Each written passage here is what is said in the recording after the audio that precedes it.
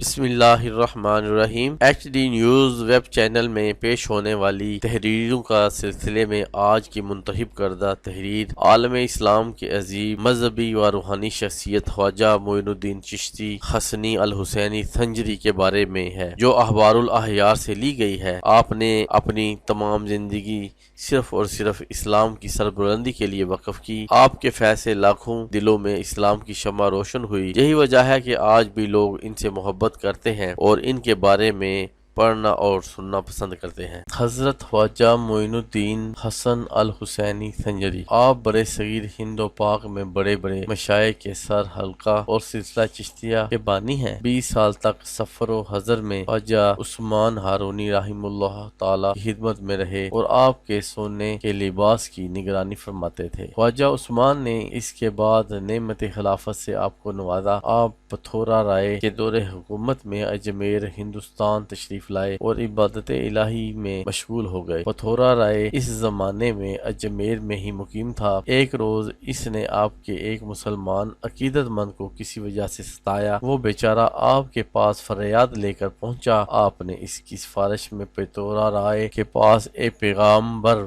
بھیجا، لیکن اس نے آپ کی سفارش قبول نہ کی اور کہنے لگا کہ یہ شخص یہاں آ کر بیٹھ گیا ہے اور غیب کی باتیں کرتا ہے۔ جب خواجہ اجمیری کو یہ بات معلوم ہوئی تو آپ ارشاد فرمایا تو ہم نے پتھورا کو زندہ گرفتار کر کے حوالے کر دیا۔ اسی زمانے میں حضرت سلطان معیز الدین سام عرف شہاب الدین غوری کی فوج غزنی سے پہنچی۔ پتھورا لشکر اسلام سے مقابلہ کے لیے آیا اور سلطان معیز الدین کے ہاتھوں گرفتار ہو گیا۔ اس تاریخ سے اس ملک میں اسلام پھیلاؤ اور کفر کی جڑیں کٹ گئیں۔ مشہور ہے کہ خواجہ اجمیری کی وفات کے بعد آپ کی پیشانی پر یہ نقش ظاہر ہوگا کہ حبیب اللہ مات فی حب اللہ، یعنی اللہ کا حبیب اللہ کے محبت میں دنیا سے گیا۔ بعض کے نزدیک حضرت خواجہ کی وفات 6 رجب 633 اور بعض کے نزدیک ماہ ذی الحج میں ہوئی، لیکن پہلا قول صحیح ہے اور اجمیر میں جہاں آپ کی اقامت تھی وہی مزار ہوا۔ آپ کا مزار مبارک ابتداً اینٹوں سے بنایا گیا، پھر اس کو علی حالہ باقی رکھ کر پتھر کا ایک صندوق اس کے اوپر بنایا۔ اس وجہ سے آپ کے مزار میں بلندی پیدا ہو گئی۔ سب سے پہلے آپ کے مزار کی عمارت خواجہ حسین ناگوری نے بنوائی، اس کے بعد دروازہ اور خانقاہ مندر کے کسی بادشاہ نے تعمیر کرائی۔ آپ کے کلام اور ملفوظات دلیل العارفین میں حضرت خواجہ بختیار کاکی اوشی نے جمع کر دیے۔ اس میں تحریر ہے کہ آپ نے فرمایا، عاشق کا دل محبت کی آگ میں جلتا رہتا ہے، لہذا جو کچھ بھی اس دل میں آئے گا جل جائے گا اور نابود ہو جائے گا، کیونکہ آتش محبت سے زیادہ تیزی کسی آگ میں نہیں۔ فرمایا، بہتی ندیوں کا شور سنو، کس طرح شور کرتی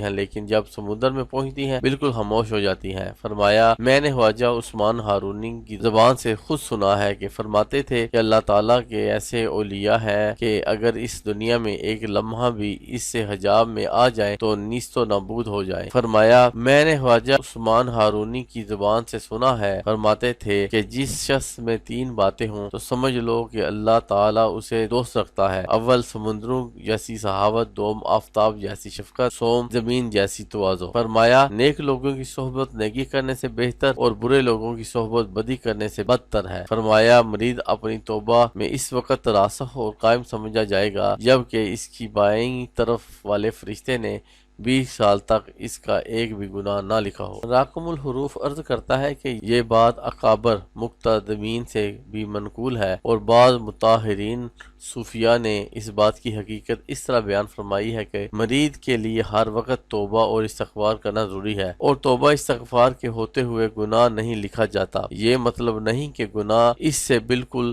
سرزد ہی نہ ہو۔ اس وجہ سے مشائخ کرام اپنے مریدوں کو سوتے وقت استغفار کی تاکید کرتے ہیں تاکہ دن بھر کے وہ گناہ جو ابھی تک رحمت الہیہ کی وجہ سے نہیں لکھے گئے کتابت و ظہور میں نہ آئیں۔ فرمایا، میں نے خواجہ عثمان ہارونی کی زبان سے سنا، فرماتے تھے کہ انسان مستحق فقراء اس وقت ہوتا ہے جبکہ اس کے عالم فانی میں اس کا کچھ بھی باقی نہ رہے۔ محبت کی علامت یہ ہے کہ فرمانبردار رہتے ہوئے اس بات سے ڈرتے رہو کہ محبوب تمہیں دوستی سے جدا نہ کر دے۔ فرمایا، عارفوں کا بڑا بلند مقام ہے، جب وہ اس مقام پر پہنچ جاتے ہیں تو تمام دنیا مافیہا کو اپنی 2 انگلیوں کے درمیان دیکھتے ہیں۔ فرمایا عارف وہ ہے جو کچھ چاہے وہ فوراً اس کے سامنے آ جائے اور جو کچھ بات کرے تو فوراً اس کی جانب سے اس کا جواب سن لے۔ فرمایا محبت میں عارف کا کم سے کم مرتبہ یہ ہے کہ صفات حق اس کے اندر پیدا ہو جائے، اور محبت میں عارف کا درجہ کامل یہ ہے کہ اگر کوئی اس کا مقابلہ پر دعویٰ کر کے آئے تو وہ اپنی قوت کرامت سے اسے گرفتار کر لے۔ فرمایا ہم برسوں یہ کام کرتے رہے لیکن آخر میں خیبت کے علاوہ کچھ ہاتھ نہ آیا۔ فرمایا کہ تمہارا کوئی گناہ اتنا نقصان نہیں پہنچائے گا جتنا کسی مسلمان کی بے عزتی کرنے سے پہنچے گا۔ فرمایا پاس انفاس اہل معرفت کی عبادت ہے، اور معرفت خداوندی کی علامت یہ ہے کہ مخلوق سے بھاگے اور معرفت میں خاموش رہے۔ فرمایا عارف کو معرفت حاصل نہیں ہو سکتی تا وقت کے معارف کو یاد نہ کرے، اور عارف وہ ہے جو اپنے دل سے غیر اللہ کو نکال باہر کرے تاکہ وہ بھی اسی طرح اکیلا ہو جائے جیسے اس کا محبوب یکتا ہے۔ فرمایا بدبختی کی علامت یہ ہے کہ گناہ کرتا رہے پھر بھی مقبول بارگاہ ہونے کا امیدوار ہو، اور عارف کی علامت یہ ہے کہ خاموش اور غمگین رہے گا۔ فرمایا جس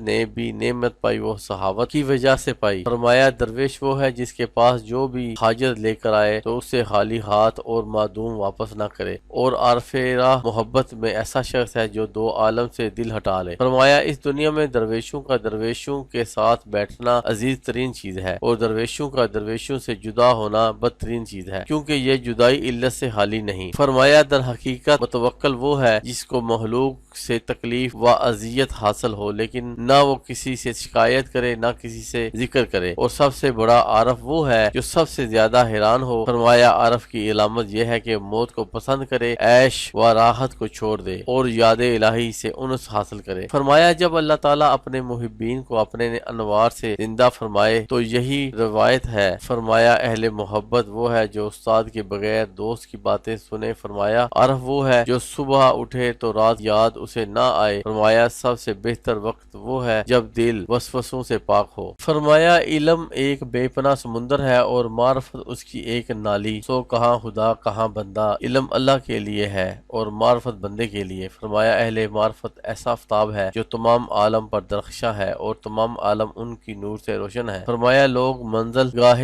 قرب کے نزدیک صرف اس وقت جا سکتے ہیں جب نماز میں مکمل فرما برداری کریں، کیونکہ مومن کی معراج یہی نماز ہے۔ مشہور ہے کہ اجمیر کی وجہ تسمیہ یہ ہے کہ ایک ہندو راج کا نام جس کی حکومت حد غزنین تک تھی آجا تھا، نیز آجا ہندی میں آفتاب کو کہتے ہیں اور میر ہندی زبان میں پہاڑ کو کہتے ہیں۔ ہندوؤں کی تاریخ میں لکھا ہے کہ ہندوستان میں پہاڑوں پر تعمیر ہونے والی دیواروں میں سب سے پہلے یہی دیوار تعمیر ہوئی جو اجمیر کے پہاڑ کے اوپر ہے۔ اسی طرح سرزمین ہند میں جو سب سے پہلا حوض بنایا گیا وہ بکر کا حوض تھا جو اجمیر سے 8 میل ہے، اور ہندو اس کی پوجا کرتے ہیں اور ہر سال 6 روز کے لیے تحویل اقرب کے وقت وہاں جمع ہو کر غسل کرتے ہیں، اپنی عمر عزیز اور اولاد کو ایک باطل مذہب کی بدولت برباد کرتے ہیں۔ ان میں سے جو قیامت کے قائل ہیں ان کا عقیدہ یہ ہے کہ قیامت بھی اسی حوض سے شروع ہوگی، اور آجا نام جو اس ملک میں ہندو تھے پہلے سے رکھتے تھے۔ پتھورا سب سے آخری راجہ ہے جس سے مسلمانوں نے ملک ہند حاصل کیا۔ ناگور کا اکثر حصہ پتھورا کے آباد کردہ ہے، جس کا قصہ یہ ہے کہ پتھورا نے اپنے ایک افسر سے جو جانوروں کا گھاس دانہ کی نگرانی کرتا تھا کہا کہ گھوڑوں کے طویلہ کے لیے کوئی مناسب اور اچھا مقام تلاش کرو، وہاں شہر بھی آباد کروں گا۔ اور افسر بہت گھوما پھرا، جب وہ اس جگہ پہنچا جہاں اب شہر ناگور تھا تو اس نے ایک دمبی کو دیکھا کہ اس کے بچہ پیدا ہوا ہے اور ایک بھیڑیا اس بچے پر حملہ کرنا چاہتا ہے، تو دمبی نے اپنے بچے کو پیچھے کر کے اس بھیڑیے پر حملہ کی تیاری شروع کی۔ اس نے یہ کیفیت دیکھ کر کہا کہ یہ مردانہ جگہ ہے اور اس جنگل کا آب و گیا گھوڑوں کے لیے مفید ہے، چنانچہ وہاں ایک شہر آباد کر کے اس کا نام نوانگر یعنی نیا شہر رکھا۔ سلطان شہاب الدین غوری جب یہاں پہنچے اور پتھورا مارا گیا تو ان کی ترک فوجوں کے زمانے میں یہ لفظ ناگور بن گیا۔